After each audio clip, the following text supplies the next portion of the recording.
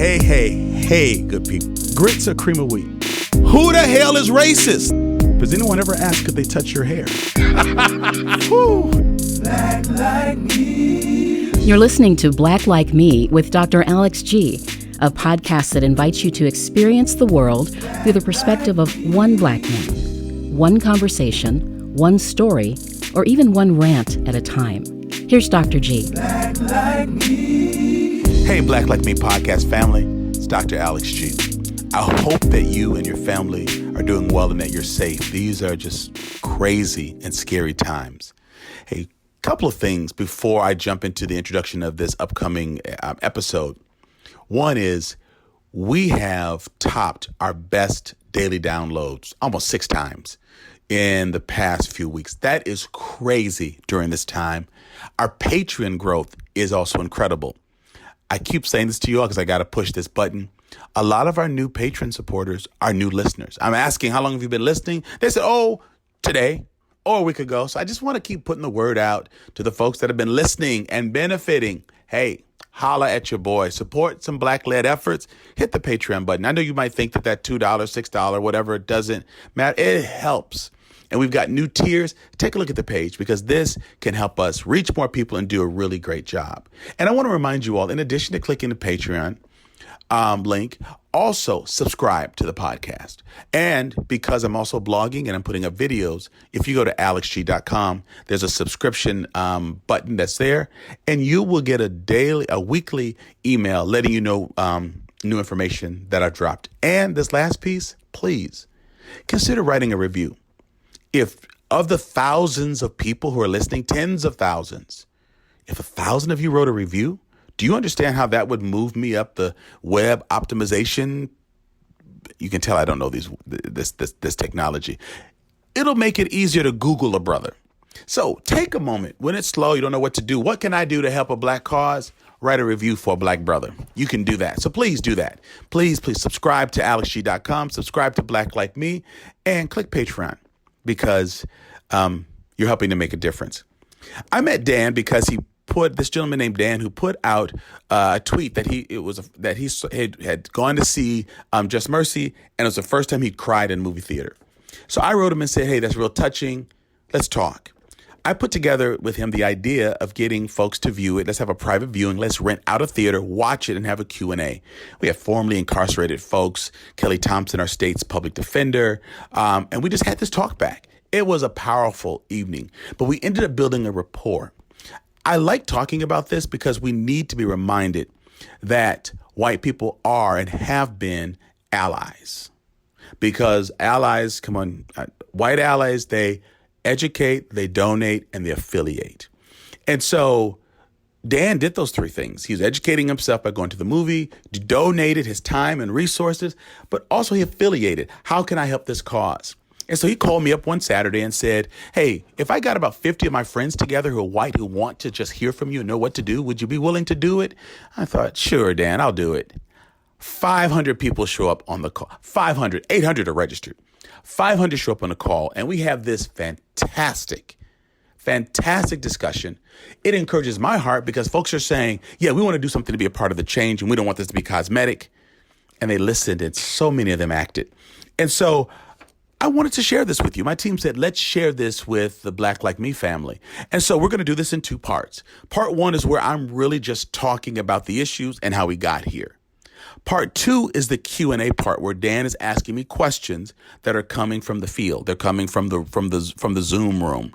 And so we'll do that a week from today. But the first part is just coming in and just explaining to folks who are watching the responses, the death of George Floyd, Ahmaud Arbery, Breonna Taylor, and they're just trying to figure out what's happened. Is this my America? Is this my country? I thought we fixed this. How did we get here and how do we get away from here?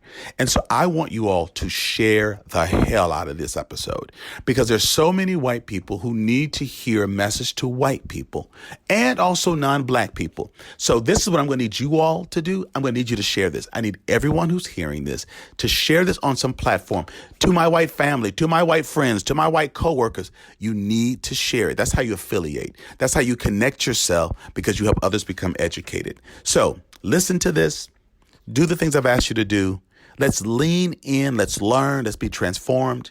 Come on, let's make this place a better planet. So just a couple things to get started. I work for American Family Insurance, and I want to just make it clear that this is not an AmFam sponsored event. So AmFam is doing a lot of incredible things in the community right now, and I just didn't want the lines to be blurred between me and my employer right now. So these are truly going to be views of Dr. G and myself. And so as we look to kind of what's going on right now, I just want to take a minute to recognize that there is systemic racism that is significantly impacting the communities outside of the African American and Black community. There's various marginalized groups such as Hispanic and Asian and more that are being impacted today by everything going on. And so that said, tonight is really going to focus on the African American and Black community, with a slight lean towards the efforts in Madison, simply because Dr. G is here, but we promise to make this as broad as we can because we recognize this is national. And I promise you the things that we discuss tonight will be impactful in the communities that you're in as well. And so I also want to just level set that this is going to go beyond the very recent events. And we want to respect those who have been, experiencing this injustice. So when we think about George Floyd, Ahmaud Arbery, Breonna Taylor, we know that we're going to be talking about them tonight, but we want to respect the hundreds of other African Americans who have been murdered by the police. And those three names that I just mentioned have been a catalyst for this discussion, but I just want to make sure that we're respecting everyone who's going through this. With just another example yesterday of a gentleman by the name of David McCarthy in Louisville, who was murdered by a police officer who did not have his body cam on. And so I just want to recognize that there are other things that are going on that just don't get the same media, but we do see that they're occurring. And my key point before we get started is I want everyone to be just as emotional as they are over those types of situations as we are over the everyday systemic racism that exists beyond these recent events. And so this tonight is going to be about the inherent bias and the systemic racism that has permeated our country for 400 years. So this is going to go much deeper than those three events, but I understand that those horrific murders are symptoms of a society that really assign the value of one's life and privileges based on the color of your skin. And so you're going to hear me say this a couple times, but this is a white person problem. And when I say that, it's really the accountability of those with privilege, myself included, to stand with the communities right now and dismantle the systemic racism that exists in our country. This is not fair or right to put that on those who are already marginalized because of the system. And so with that, we're gonna dive in. I want you to open your heart and minds tonight and make a difference in how you show up to your community tomorrow and every day after. So with that, I want to introduce Dr. G. He is the president, the founder, and the visionary for the nonprofit Nehemiah, whose vision is engaging the greater Madison community to empower the African American individuals, families, and communities for really talking about hope, transformation, and justice. So he's been in this work for 35 years, fighting for racial justice, and he spent a lot of his time educating, coaching, and mobilizing white allies, and that's what we're here for tonight. And so I'm really excited to introduce him. There he is. And so you could do a quick Google search. He's not going to tell you about all of the awards and all of the recognition he's gotten and all of the impact he's made. You're going to see it if you were to just put his name in Google. So he's too humble to recognize that, so I wanted to say that. But with that, I want to thank you for your time, Dr. G. We're incredibly fortunate that you offered your time. And with that, we'll start on just kind of a basic question. And that's just, how are you feeling about everything that's going on right now in the news and everything that you're seeing? Daniel, first, let me just say I really appreciate your efforts in putting this together and the folks and the friends at Generator. This means a lot to me.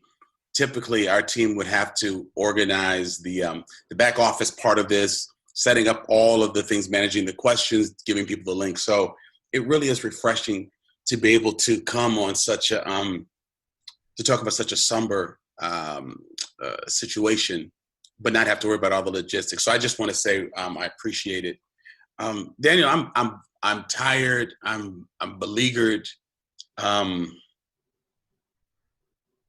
mind was just getting used to the newness of the impact of COVID-19 on Black people. and self-quarantining. I run 2 organizations, so taking a church of a couple of hundred people and staff, and then a nonprofit that's reaching a couple hundred people all offline, and getting used to that reality, and then dealing with the situation. I actually was doing a Facebook Live about the situation with Amy Cooper in Central Park. And while I was doing this live talk, someone actually wrote a message and said, "Have you heard about what's happening in Minnesota?" And I said, "No." So actually, I got that while I was online live. And so just overwhelmed and beleaguered at what's happening, what's being said, what's not being said. I don't know if this nightmare can get any crazier for this country or for people of color, specifically Black people. I don't know if it can get any crazier. And so thank you for sharing that. And one of the things that I appreciated is when we had our conversation on Saturday, I called and I said, "Hey, what can I do to start taking action?" And, your next comment really struck me, and that's where we're going to go next. And you had mentioned actions without understanding the real issues of what's going on aren't going to be sustainable, and they're not going to make the lasting impact. And so I found that really powerful. And that's where I wanted to start the discussion as well. And so what are the racial issues right now that we need to better understand before we can thoughtfully take action? Sure. I'll just say this as a backdrop, Daniel. Sometimes when African-American people speak up about issues facing us, it's easy to write it off as propaganda or someone being angry or not wanting to take responsibility. My approach to history is really one of a scholarly approach. My undergraduate degree is in African-American history and economics from the University of Wisconsin-Madison. So this is something that I've studied and have thought about deeply for about the past 35 years, but it's something I've lived deeply for the past 56 years.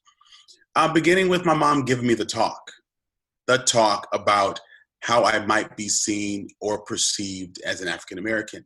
And it was not a talk that promotes self-victimization, because my mother moved here from the west side of Chicago, where she'd grown up, to attend the university as a 30-year-old mom going through a divorce with 2 young kids.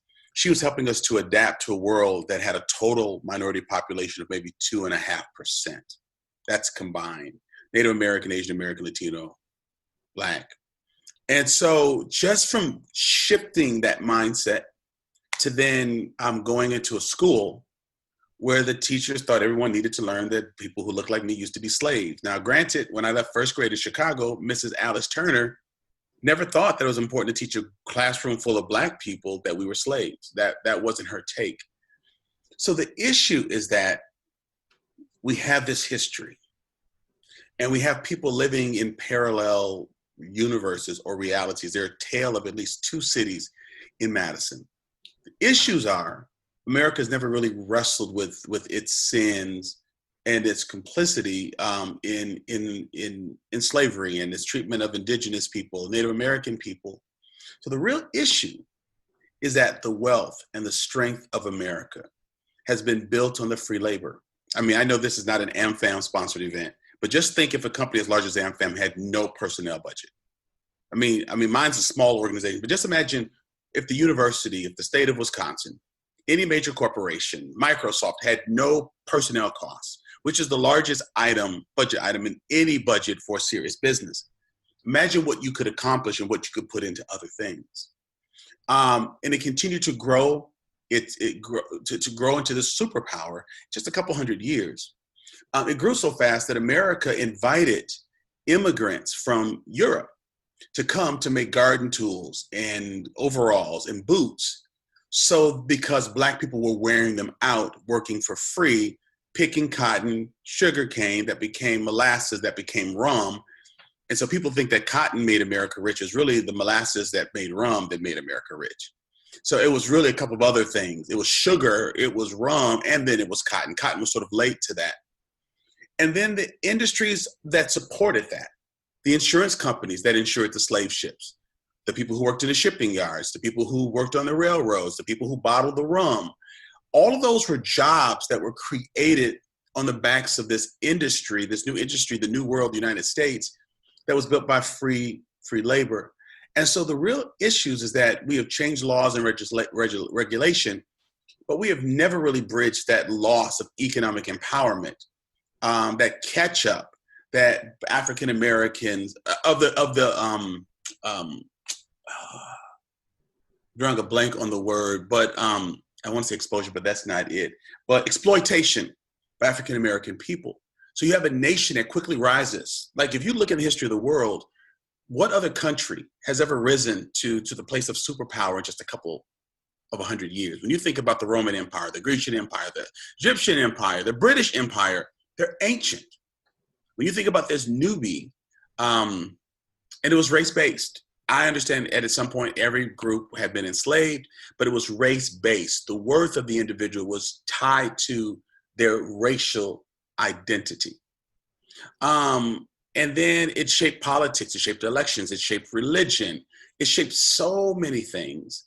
And then as America became to solidify its statehood with its constitution, there were referrals to people being only 3/5 of a person so that they couldn't overrepresent themselves, or you needed to be free and male and white.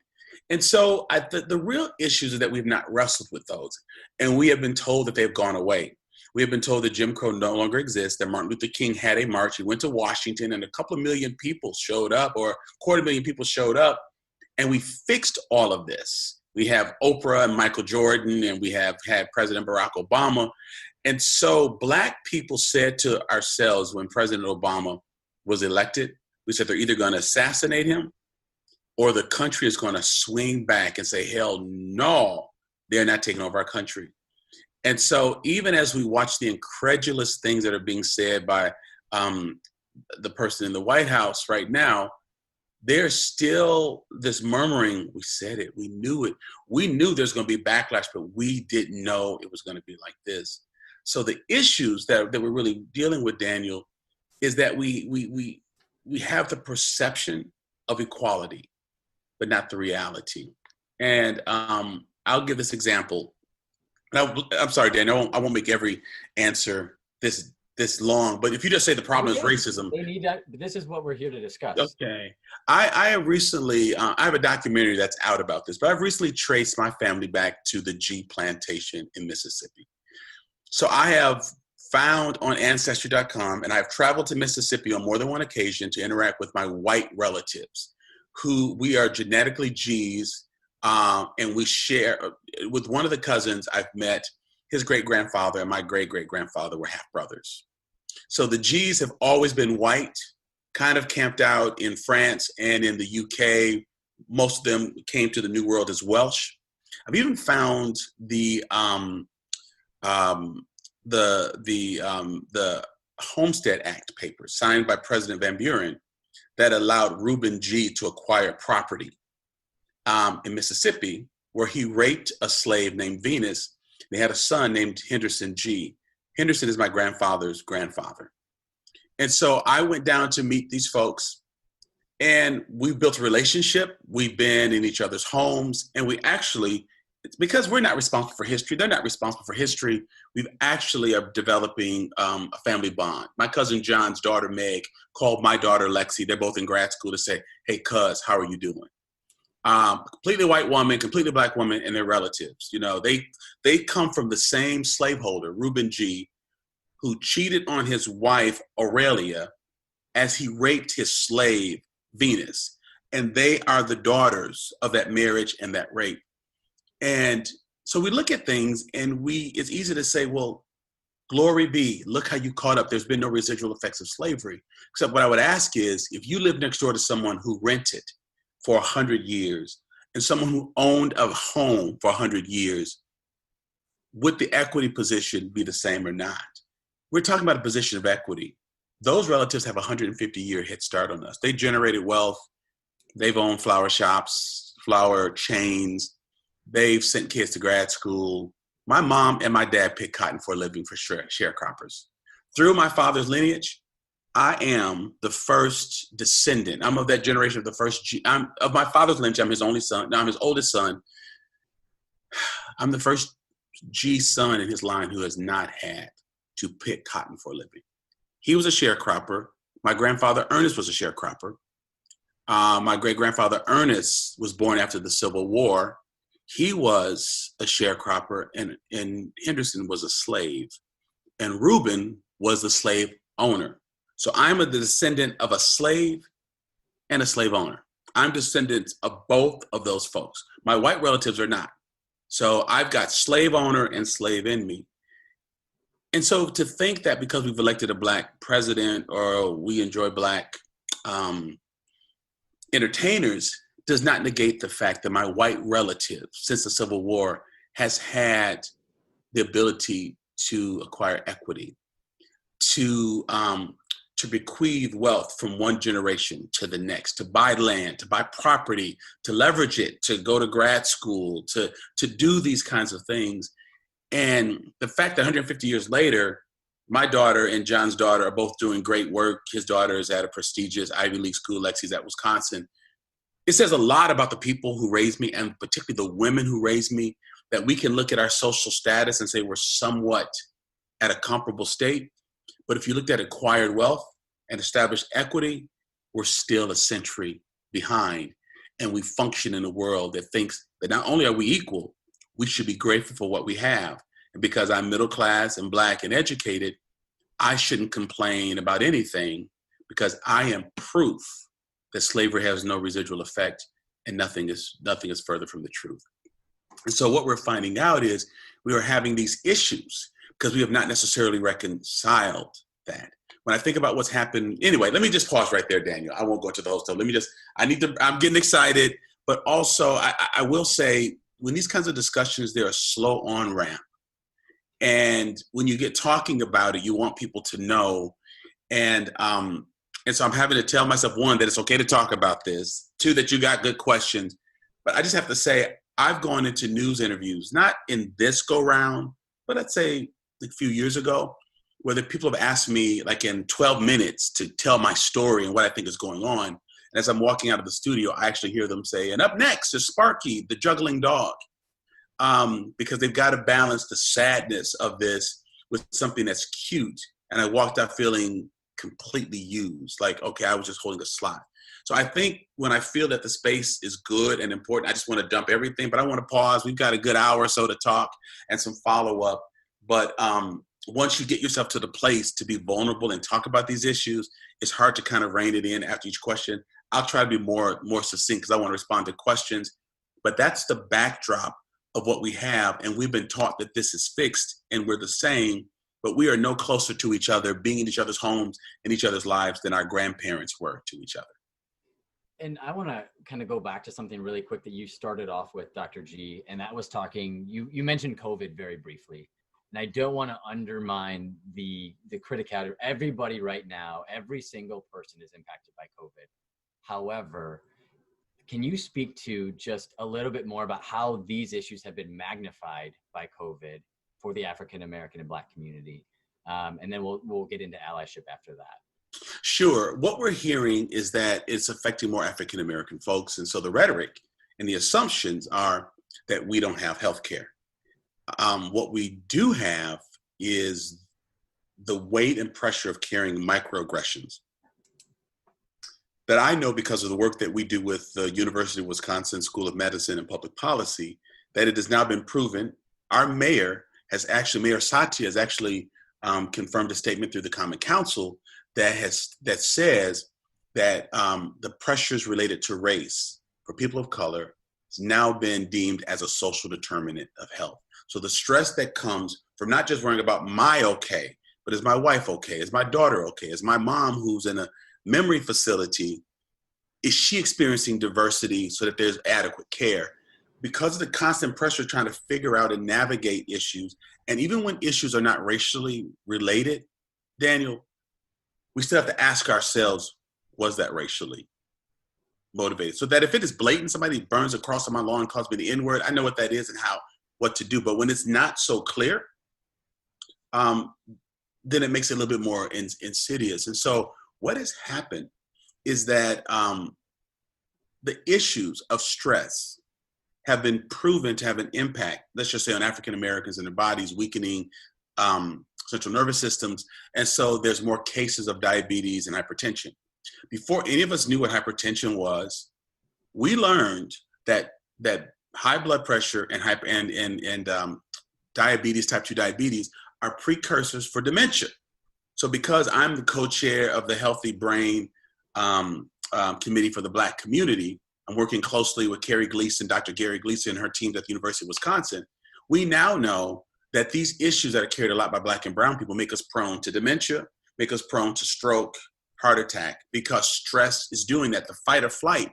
So when COVID-19 when it was revealed, that not only did it show the disparities in health, but that we were dying, Black people said, you mean there's another disease out there that we're leading the charge on, and it's related to stress? And now schools of public health and medicine are saying that much of this is caused by stress of trying to navigate this space. Our grandparents have said, I'm sick and tired of this. We didn't really know what they meant. So when folks are making, and I was invited to some of this space, Daniel. I was invited to some of the space where we were making decisions on who gets ventilators. There's a statewide committee. It's a very sort of hush-hush group. We met maybe 2.5 months ago. What was sort of understood is that those with pre-existing issues would probably be the first to not be given a ventilator. So those of us who are people of color, I was only African-American faith leader on this. I said, wait, so we're going to punish people who have lived punished lives. So folks who have tried to navigate spaces like Wisconsin, equality for their children, we're ground zero for the Black community. According to an Andy E. Casey funded report through Race to Equity, we now know that the gap between Black and white reading levels, I just got a call from one of the newspapers. It's now been discovered that Black and white home ownership has the greatest disparity between Blacks and whites. That brings stress. That's creating weakened systems so that diseases are being developed. And we are now going to tell people who look like me that they may not make the cut for a ventilator, not because they are smoking cigarettes or destroying their livers from drinking, but just by being Black and navigating white space. And so when we hear about the large numbers of African Americans who have died to COVID-19, then I don't even know if they got ventilated. Like, we're not even seeing the disaggregation of that information. So we don't know how much more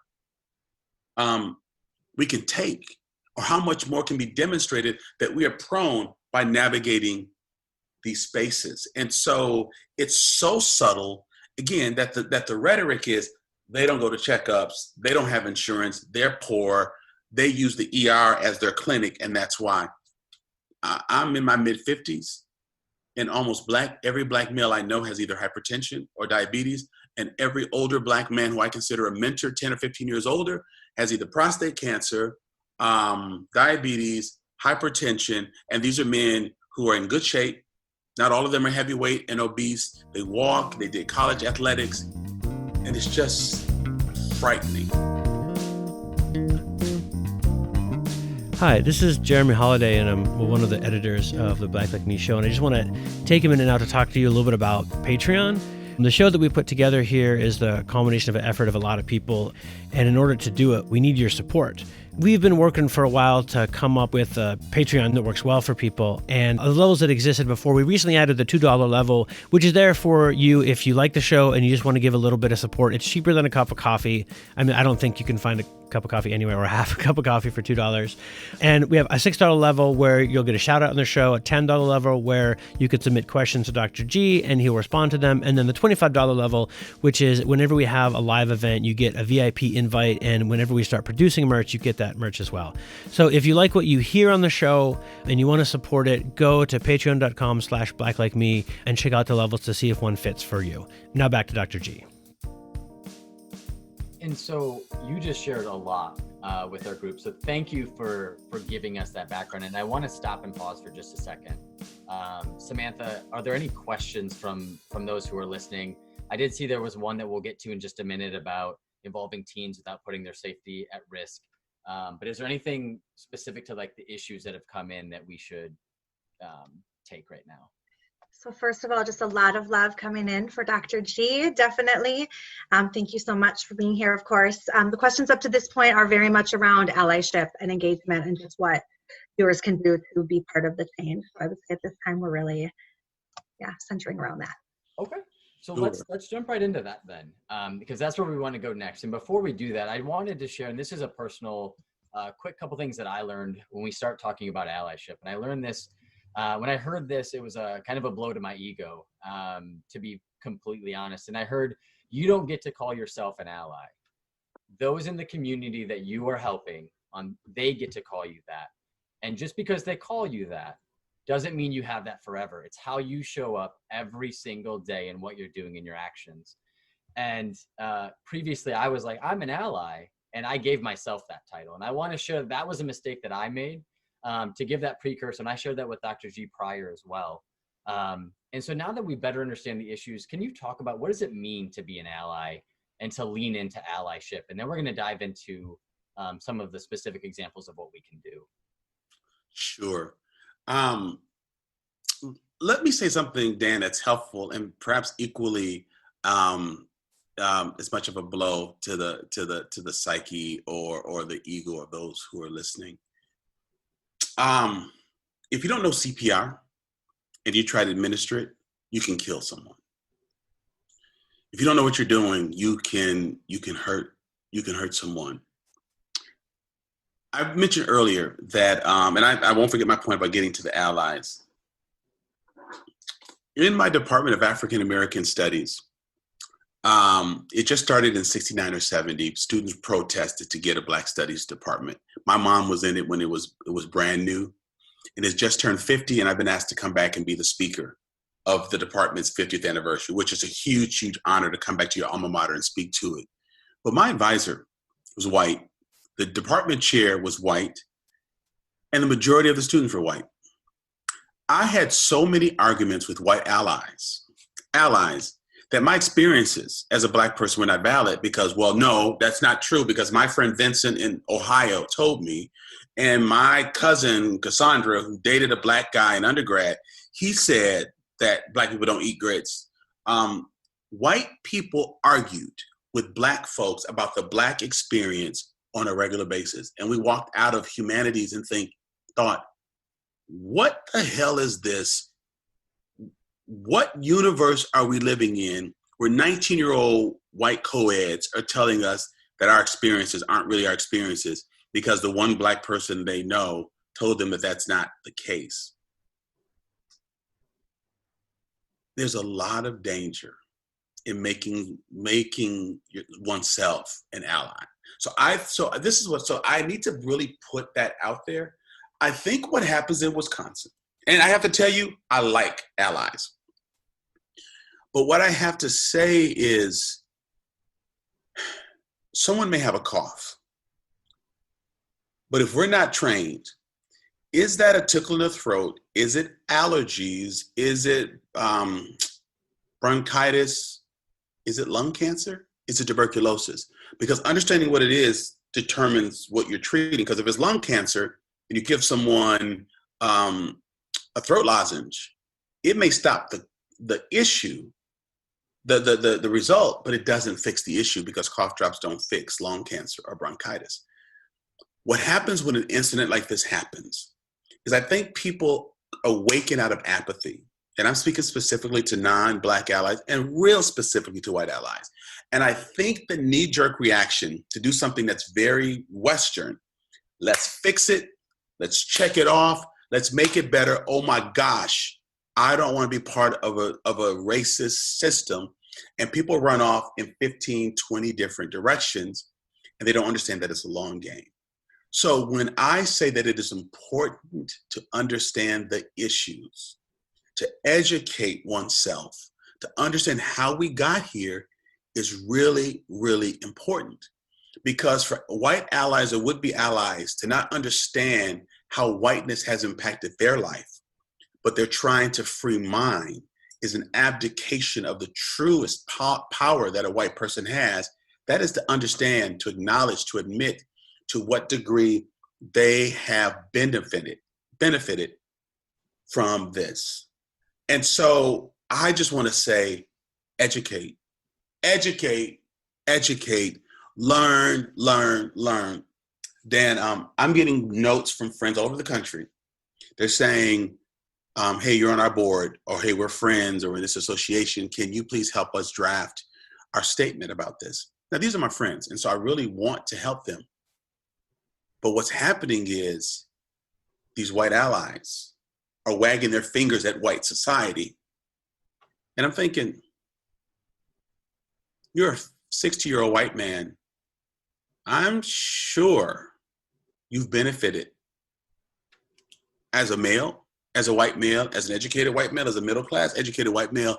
You're talking like you somehow swam in the murky waters of Monona, Lake Monona, and you didn't swim through any phosphorus or algae-ridden waters, and so you didn't capture any of the junk or the gook or the stuff that or the messiness that's in Lake Monona.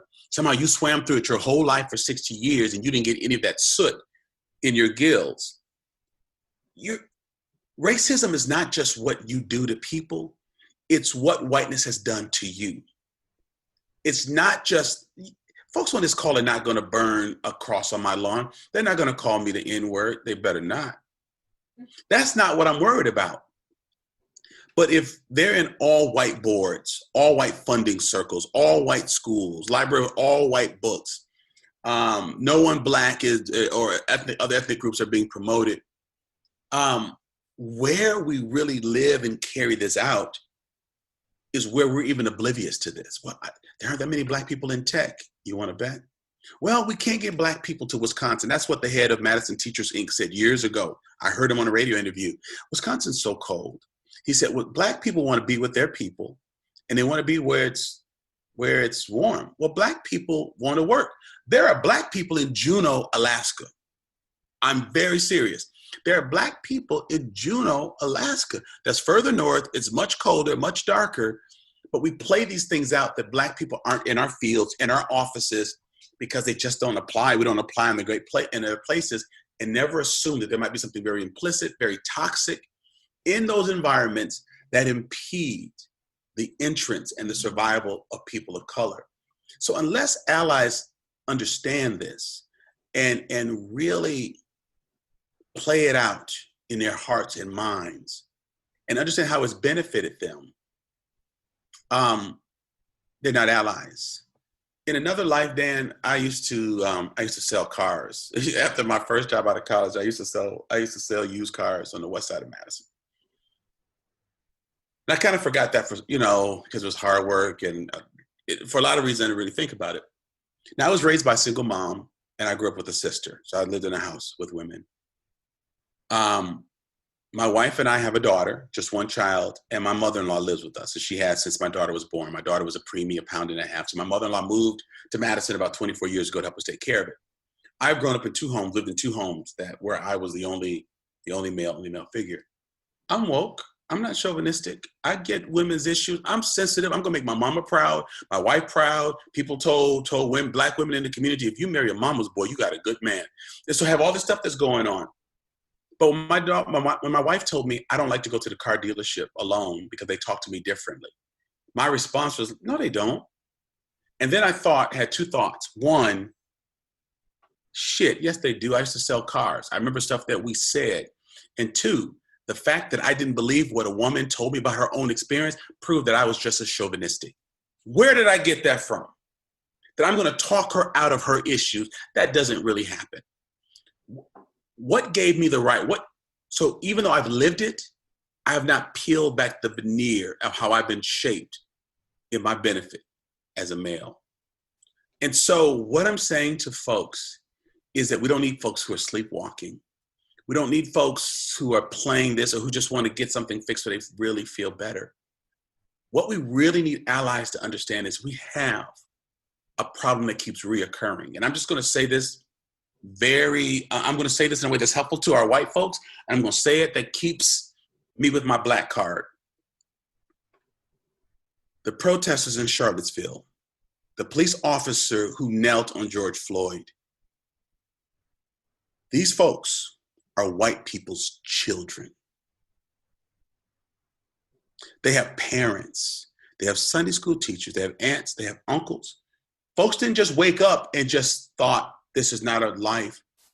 If white people who want to be allies don't have the talk with their kids, if mothers are not talking to their daughters about what Amy Cooper did, if moms whose sons are now Cub Scouts, Weeblos, security guards, if they're not having this talk, I don't want to talk to you about allyship. Because what happens is they become an anomaly. They're not normally us. So they have no action. So what my white friends say to me who want to be allies is, Alex, I feel this very deeply. I feel this very, very deeply. They're saying it to me and nobody Black is in that company. Nobody Black is in that office. Nobody Black is in that studio. But they're telling me, and I know they mean they're feeling it. I'm not negating that. But an ally doesn't just feel.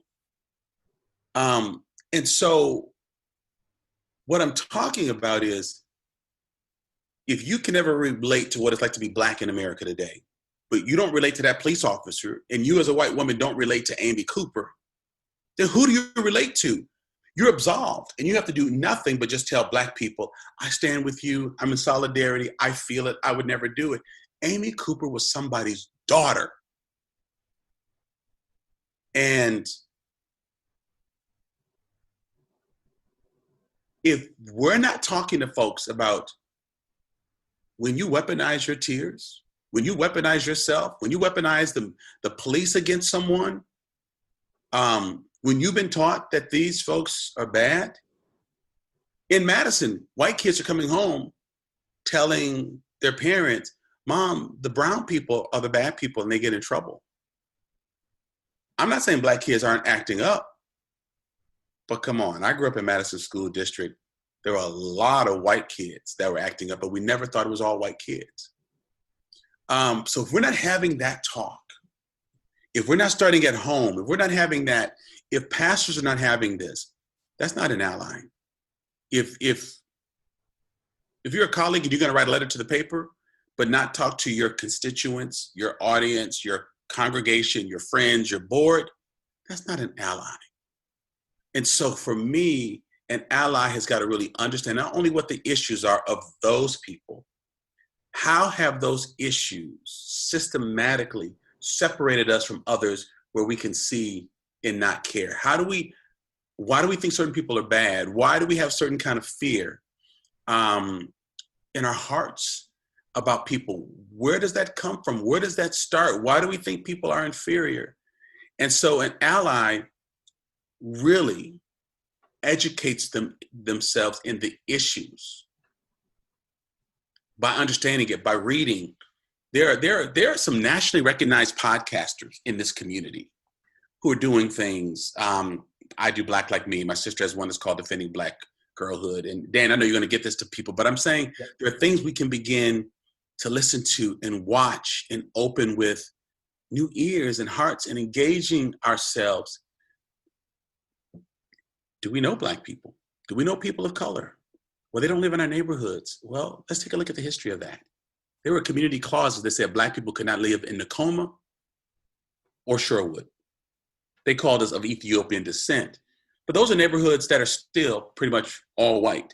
But what we don't realize is that in Madison, Wisconsin, Dan, you went through our history class, we showed the clause. There was a clause in the book that actually said, you can't do this. And what makes it even scarier is that the neighborhood in Sherwood that had that clause, the president of the neighborhood association that drafted that was President Elvium, who went on to become one of the presidents of the University of Wisconsin-Madison.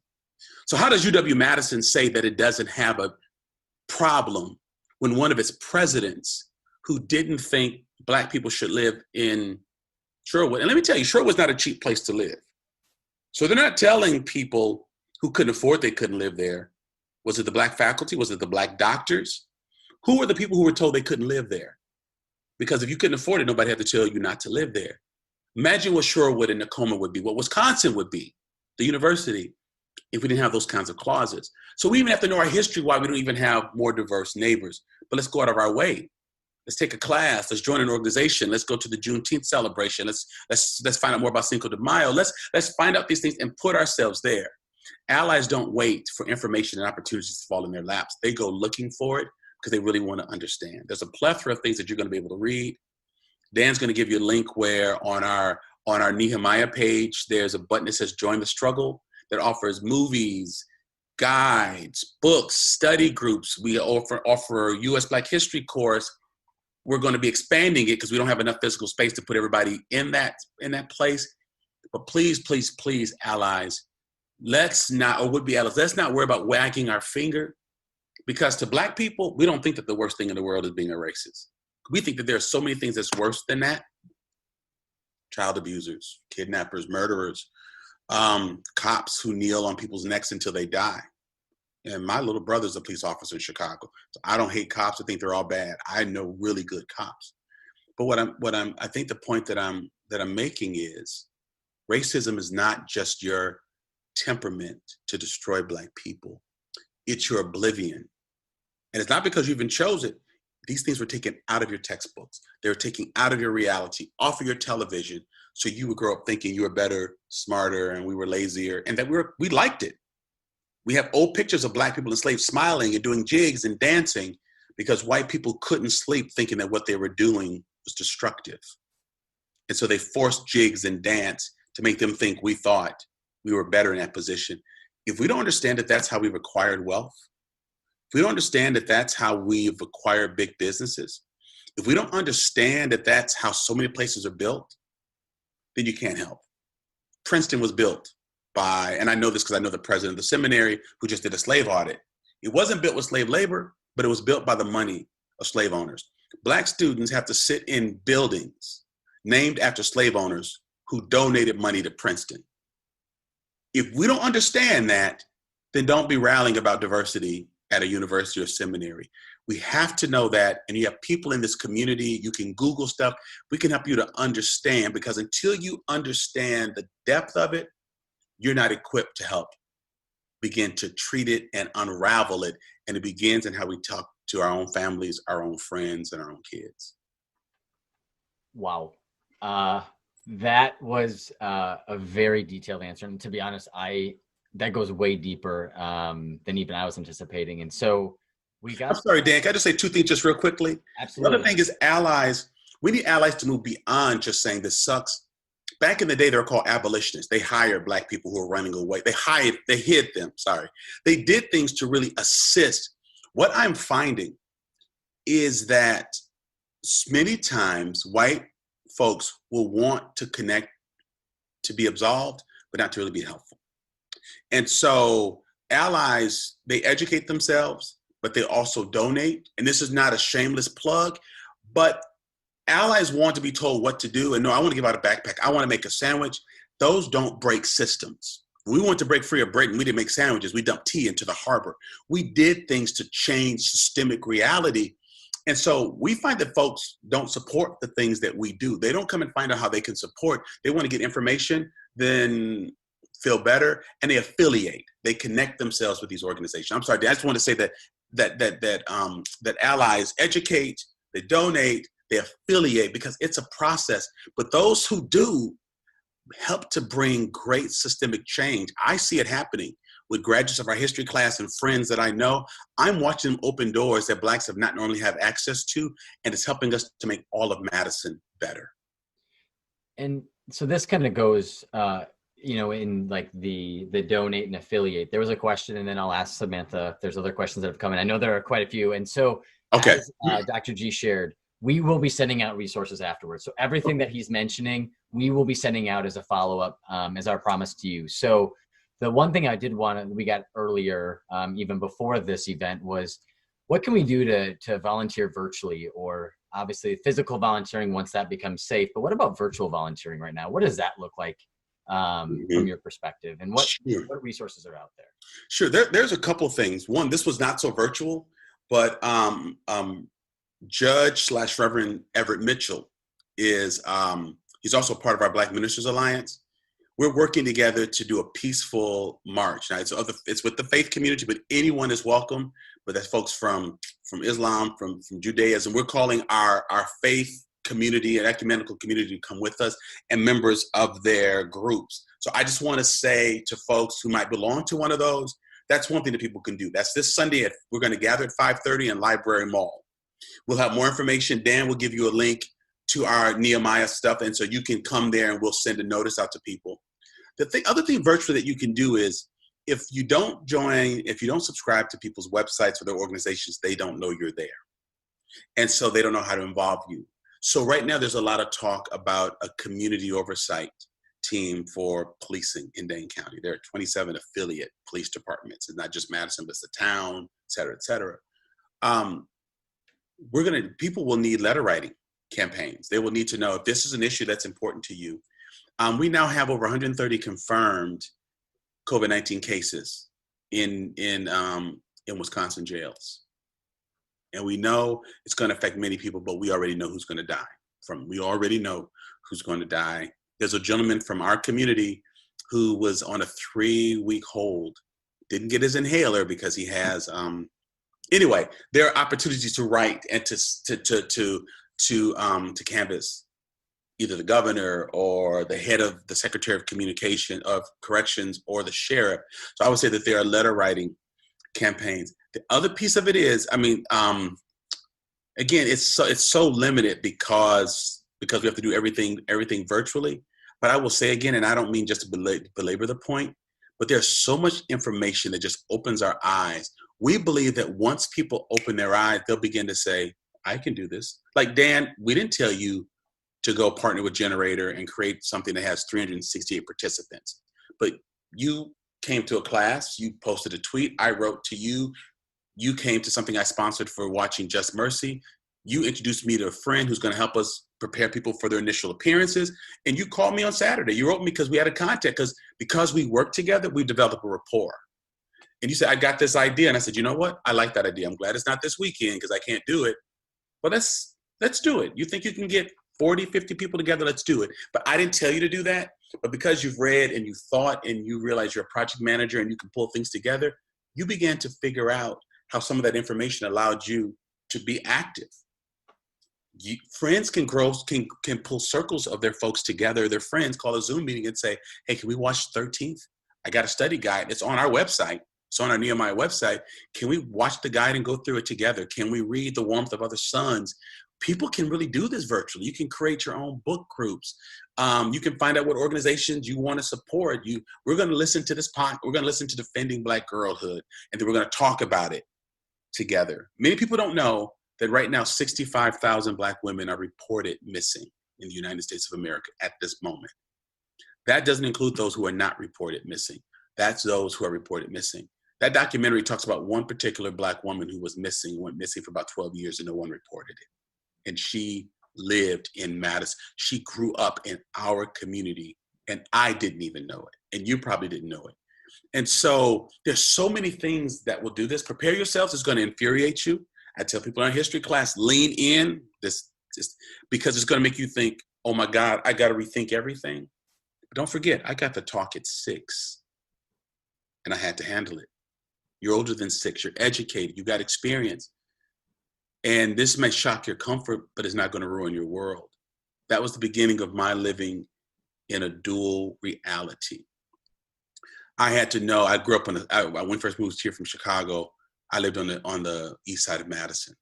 So my mom had to train me to hang out with kids from Maple Bluff, to swim at the Maple Bluff Country Club at the beach and not feel less than, but still be very proud to be African American. I had learned to navigate Maple Bluff in my single mother-headed household. And I lived with that as a 6-year-old and knew how to do it. You can handle it, but you got to live in and realize this is our reality. Look at how we adjusted to COVID-19. Who would have thought, Dan, that you could work at home as an employee of a huge conglomerate like yours? Who would have thought that we could do this? But we've adapted. I think when the reality hits our white allies, they can adapt, but there's not been adaptation because there's not been the realization of what's really going on. And when that happens, the thoughts and the ideas flow, and they're not just limited to what Black people tell you to do. You begin to research things out, and we can coach and guide and befriend you in the journey. But you can begin to think, you know what? When this is over, I know how to fix bikes. I can teach kids how to start a bike fixing business. I know how to code. I'm going to start teaching kids how to code online. I'm going to ask folks, my friends, with your nieces, nephews, aunts, and would they want to send their kids to learn how to code? Once you begin thinking, and what I will say to you as a Black friend who really is encouraged by white allies, I just like to talk straight because it's a matter of life and death right now. It's not just cutesy and, can you sing the Black National Anthem and do you get kente cloth? This is real. After Ahmaud Arbery's murder, I no longer have the flexibility to do my evening constitutional walk. Now I'm not going to stay stuck there, but when I get ready to walk, I think, crap, the sun's kind of setting and it's like again, that's not even real, but because it's in my head, it is real. My lender lives 3 houses down. She watches our mail when we go out of town. Very nice woman. I want to take a picture of her deck because I want to put one on my house. So I called her up, said, hey, can I come and take a look at your deck? Because I'm having someone come over. She said, yeah. She said, just come in the backyard. We don't have any dogs. They're not out. So I did it. But as I was pulling up, her cousin who's visiting was getting out of the van with kids. So I stopped and said, hey, I'll make up her name. Is Mary home? Her sister, this cousin, looked really frightened. Now, let me just stop and say this. I'm not saying that woman was a racist. She didn't say anything mean. She may not even have felt anything negative. But the fact that the way she looked at me, she didn't know that there were Black people in the community. We've always been like one of the only Black people on this block. I'm calling out her cousin by name. I felt uncomfortable. And I stepped further away from the driveway and in the middle of the street so that it didn't look like I was walking up on this white woman taking kids out of the car. Now, she went and said, there's some guy outside. She came outside, she said, hey, Alice, come on, let's go in the backyard. And her cousin could see that we knew each other. But if my white allies don't know that I don't get into elevators with white women if it opens the door and they look nervous, because either I don't want the embarrassment of them clutching their purses or stuff that I've seen happen, that Black men take the stairs to avoid what Amy Cooper lived out in Central Park. If we don't understand that even though I am not even saying that her cousin was racist, but the fact that I have to assume it, and I don't mean assume it, let me say that right, that it comes in my mind that what happens in New York City, what happens in Georgia, affects how I interact with the community where I have lived for 25 years, that's unconscionable. And so we've got to really begin to understand that these are things we got to talk about. What do we do to deflate that? And how do we bring the real discussions up of the lack of diversity other than, well, no one applies, no one wants to work in this all-white firm. What do? We just have to understand that folks who we think are woke, Black, and acceptable all carry these secret realities in our heads that makes it extremely tiring to operate in this space. And we know that exhaustion could lead to premature death if we don't find ways to talk about it and ask our white friends and allies to also talk about it. Ooh, Black like me, yeah. I want to thank Corey Saffold for creating the music for this podcast, my podcast manager, Tyler Nyland, engineer and editor, Eli Steenlich, my editor, Jeremy Holiday, and a special thank you to WORT Studios, where we record Black Like Me. Ooh, Black like me. Thank you for listening to today's podcast. You can find out more about Dr. Alex G's amazing work at www.alexg.com. Black Like Me is sponsored by the generosity of the Human Family Unity Foundation. Ooh, Black like me.